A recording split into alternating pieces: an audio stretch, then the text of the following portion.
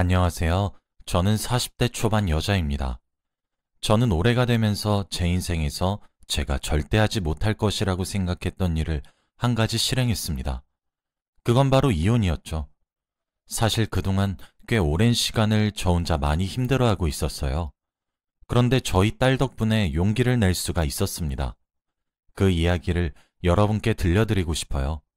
제 결정을 잘했다고 칭찬을 해주셨으면 좋겠습니다. 저는 부모가 없습니다. 제가 어렸던 시절부터 저희 아버지는 항상 폭력적인 사람이었습니다. 매일 욕설을 입에 달고 살았고 술에 취해 어머니를 무차별적으로 폭행했습니다. 동네에서 유명한 개 같은 양반이었습니다. 하도 싸움을 걸고 다녀서 동네에서 유명한 쌈딱이셨죠. 제가 나고 자랐던 그 동네에서는 저희 아버지가 걸어가면 주위에서 사람들이 슬슬 피했어요. 만일 그렇게 굴지 않다가 저희 아버지한테 걸리면 그날은 재수 온 붙은 날이니까요. 아버지는 왕년에 아마추어로 권투대회를 나가셨을 정도로 체격도 무척이나 건장했답니다. 키도 컸고 나이 60이 넘어도 배에 복근이 있을 정도였죠.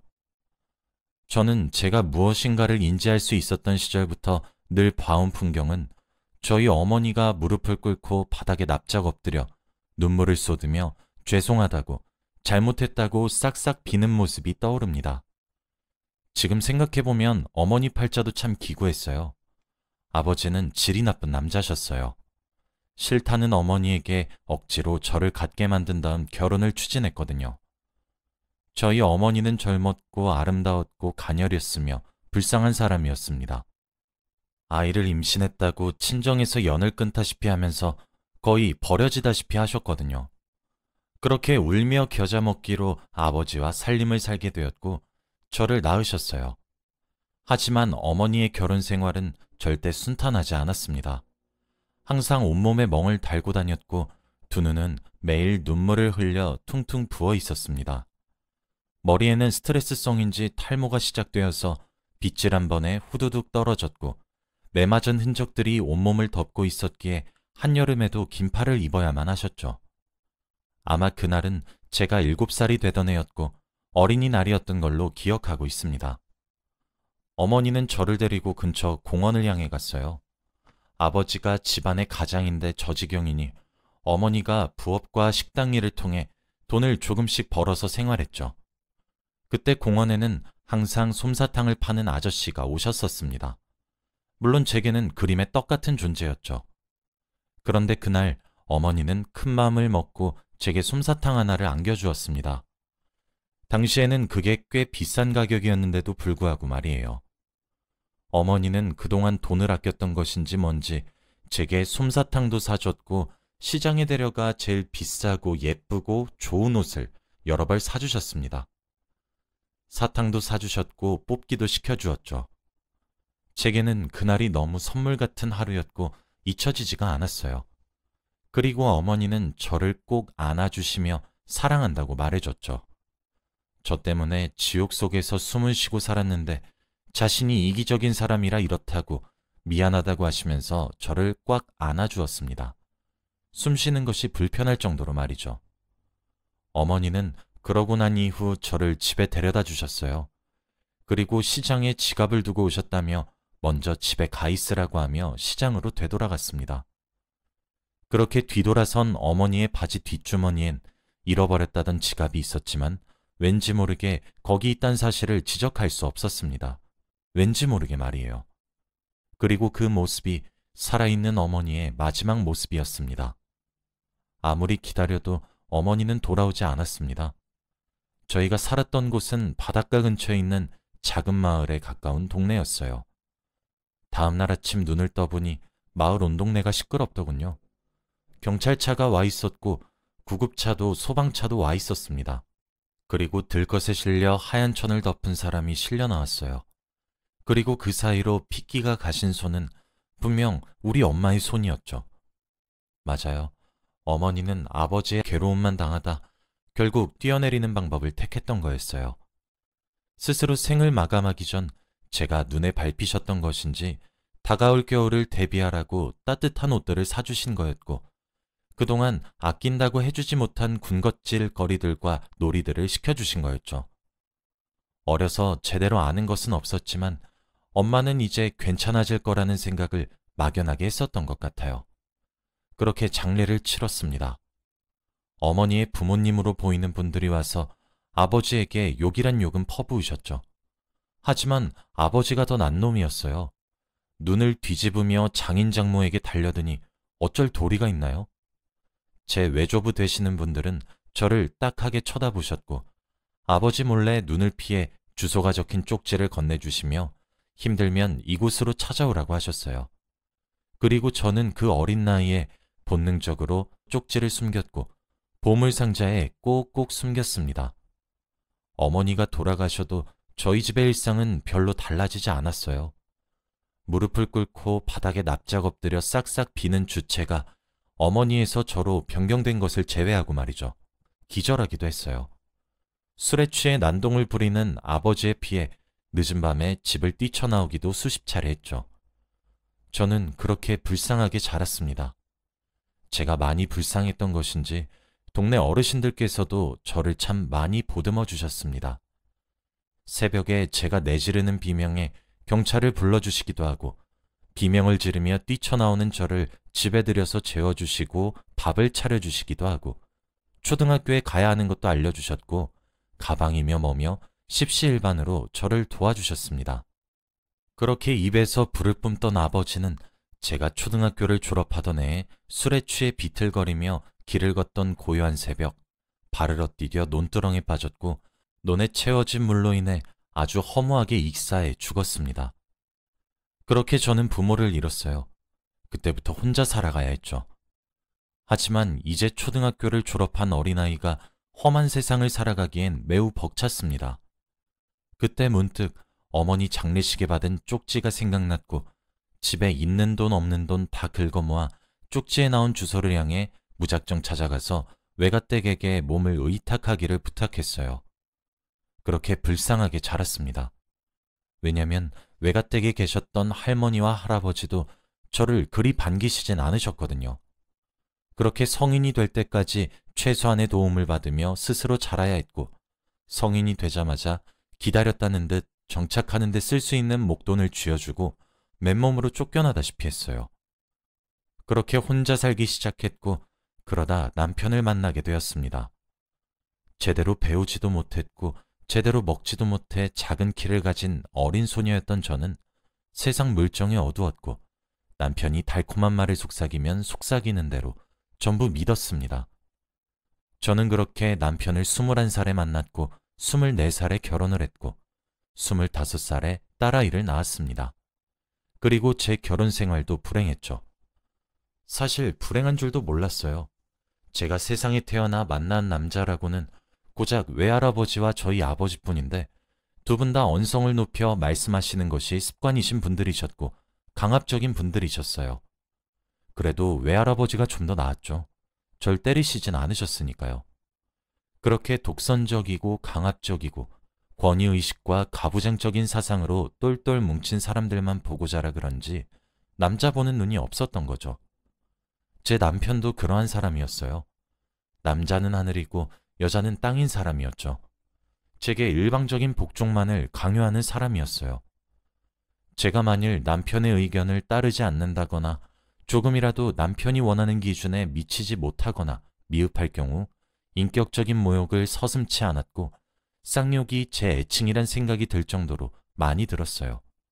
그리고 수가 틀리면 손부터 올리는 사람이었습니다.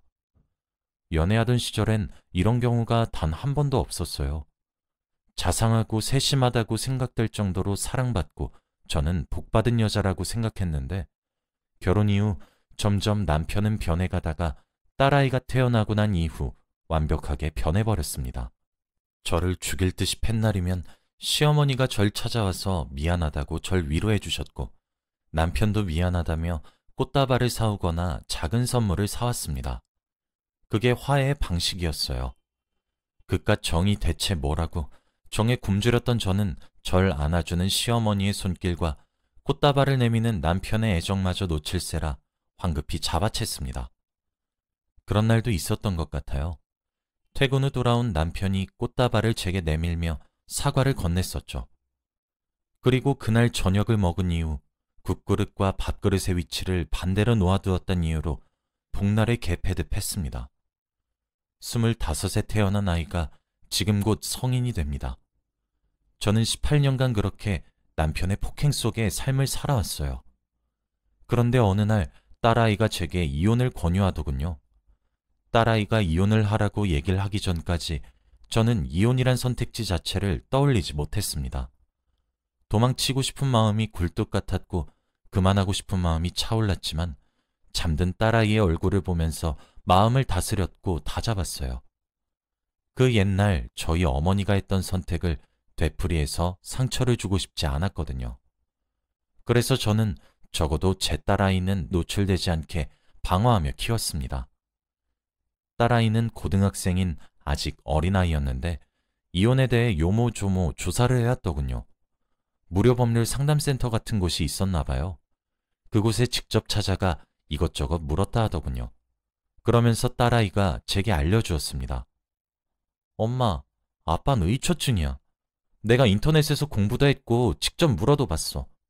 엄마, 이혼하면 안 돼? 난 엄마랑 둘이서만 살고 싶어. 라고요. 그때 딸아이는 눈물을 머금어서 촉촉해진 눈으로 제게 호소하는데 정신이 번쩍 들더군요.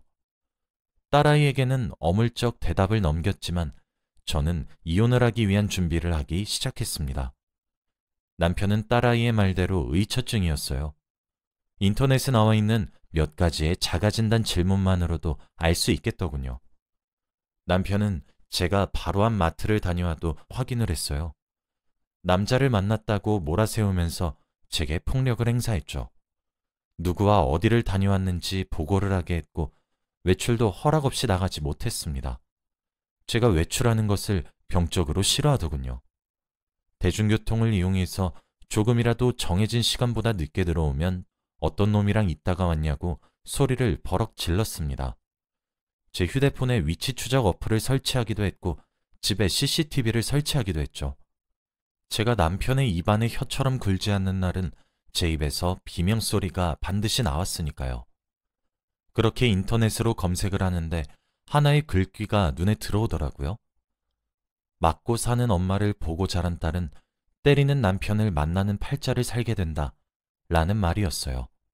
그때 뭔가 머리를 댕 하고 치는 듯 했어요. 실제로 맞고 살았던 엄마를 보고 자란 제가 맞고 살았으니까요. 그래도 저는 딸아이만큼은 노출되지 않게 발악하듯 애썼습니다.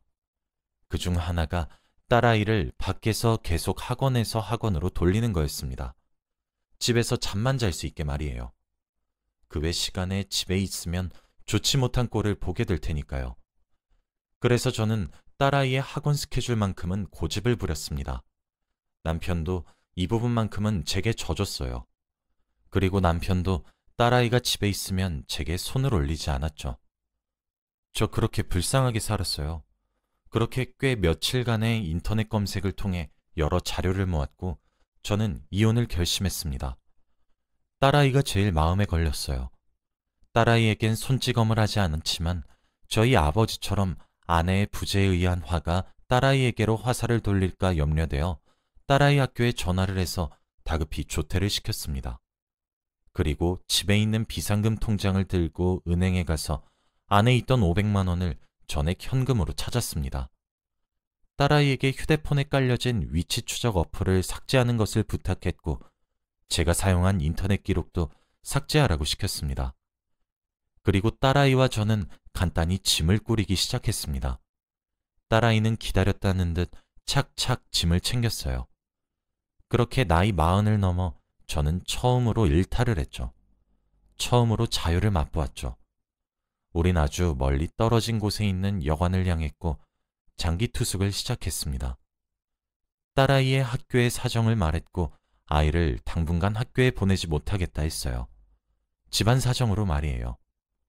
그렇게 딸아이만 여관에 두고 저는 변호사 사무실을 찾아갔습니다. 계속 참을 버릇만 했고 참아야만 해서 묻어내진 줄 알았는데 제 이야기를 들으며 그동안 고생이 많으셨겠다고 따뜻한 위로의 말을 건네는 변호사님의 한마디에 18년간 참아온 서름이 본물 터지듯 터지더라고요. 따로 증거를 모을 필요가 없었습니다. 그뿐 아니라 경찰 신고 횟수에 누적된 기록과 제 병원 치료의 진단서 등등 굳이 자료를 모으지 않았음에도 불구하고 증거가 차고 넘치더군요. 변호사님은 CCTV와 위치 추적 어플 이야기를 듣고 이 부분에 대해 증거에 대해 고민했지만 그 부분은 저희 딸아이가 준비했더군요. 대체 어느 틈에 CCTV를 설치하는 자신의 아빠의 모습을 촬영한 것인지, 그리고 위치 추적 어플을 삭제하라고 했던 순간 딸아이가 그것들을 동영상으로 보관했더군요. 그렇게 이혼 소송은 급하게 진행이 되었습니다. 딸아이에게 신신당부했어요. 친구들에게도 우리가 지내는 주소를 절대 말하면 안 된다고. 그럼 우린 끝이라고 말이에요. 그리고 법정에서 남편을 만나게 되었습니다. 법은 제 편을 들어주었습니다. 20여 년간 가까이 매일 외출을 자제시키는 등 상식적으로 이해할 수 없는 선에서의 이상한 집착적인 행동들에 의해 더 이상 혼인 유지가 어렵다고 판결을 했고 제가 이혼 소송에 승소할 수 있었습니다. 남편은 항소를 했지만 끝내 패했어요. 남편은 재산 분할뿐만 아니라 제게 상당한 정신적 위자료를 지불해야 했고 딸아이의 정신보호를 위해 주 양육자가 저로 선택이 되었기에 제게 매달 양육비까지 줘야 하는 입장이 되었습니다. 남편은 법정에서도 제게 이년저년하며 화를 냈고 욕설을 뱉었고 달려들려고 했어요. 자동으로 몸을 움츠리는 저를 보시더니 변호사님은 안심하라는 듯 웃어주시며 접근금지 처분까지 함께 받아내 주셨습니다. 법원에서 근무하는 보디 같은 사람들에 의해 제압되는 남편을 보니 문득 내가 얼마나 이렇게 무서워했던 것인지 지난 세월이 억울했어요. 재산분할과 위자료의 액수가 제가 생각했던 것보다 꽤나 큰 금액이 들어왔고 저는 그 돈으로 저와 딸아이가 둘이서 살기 딱 좋은 빌라를 하나 구매했어요. 저희가 살던 지역이 아닌 다른 지역에 말이죠. 이사를 하는데도 딸아이는 미련 하나 없더군요. 아마 제 학창시절처럼 딸아이도 이런저런 소문에 휩싸여 마음고생이 심했겠거니 짐작만 할 뿐이에요. 저희 모녀는 새로 이사 온 동네에서 지금 반년째 아주 적응을 잘하고 있습니다. 어차피 연고도 없었던 저였기에 쓰던 휴대폰은 버렸고 새로운 번호로 바꿨어요. 딸 아이도 새로 전학 온 학교에서 잘 적응하고 있는 것 같습니다. 그리고 저는 일도 시작했어요. 비록 식당에서 설거지라는 알바긴 하지만 그래도 목돈으로 받은 위자료와 재산분할금은 웬만하면 손대지 않으려고 하거든요. 저희 딸아이 대학 등록금도 필요하고 결혼자금도 필요하니까요. 저는 자식을 구해주는 사람이 부모라고 생각했는데 부모를 구해주는 것도 자식이 해준다는 생각이 요즘 종종 들고 있습니다. 18년 만에 처음으로 불안에 떨지 않고 푹 자봤고 욱신거리는 고통 없이 침대에서 일어났어요. 이렇게 소소한 일상을 되찾아준 제 딸이 얼마나 고마운지 모릅니다. 이제 저는 남자라면 신물이 납니다. 앞으로 오랜 시간을 딸 옆에서 살아가겠지만 남자를 만나 재혼할 생각은 아예 없네요. 여기까지가 제 이야기였어요. 제 이야기를 들으신 여러분들은 어떠셨나요? 제 결정이 옳았다고 여러분들이 응원을 해주셨으면 좋겠어요. 잘했다고, 조금 늦었지만 애썼다고 말이에요. 요즘처럼 마음이 편안한 시기가 없어요. 너무 행복해서 오히려 불안할 정도죠. 딸아이의 권유로 저희 모녀는 심리치료도 함께하고 있습니다. 딸아이는 아직 제 눈에 어린아이처럼 보이는데 이런 걸 어떻게 알아오나 싶어요. 빨리 철들게 만든 것 같아 무척이나 미안하네요. 저희 모녀는 앞으로도 씩씩하게 잘 살아가도록 할게요. 제 이야기를 끝까지 들어주셔서 고맙습니다. 이렇게 속을 터놓고 나니 속이 시원해져서 기분이 좋아지네요. 여러분들도 오늘 하루 기분 좋은 마무리 하시고 좋은 꿈 꾸세요. 감사합니다.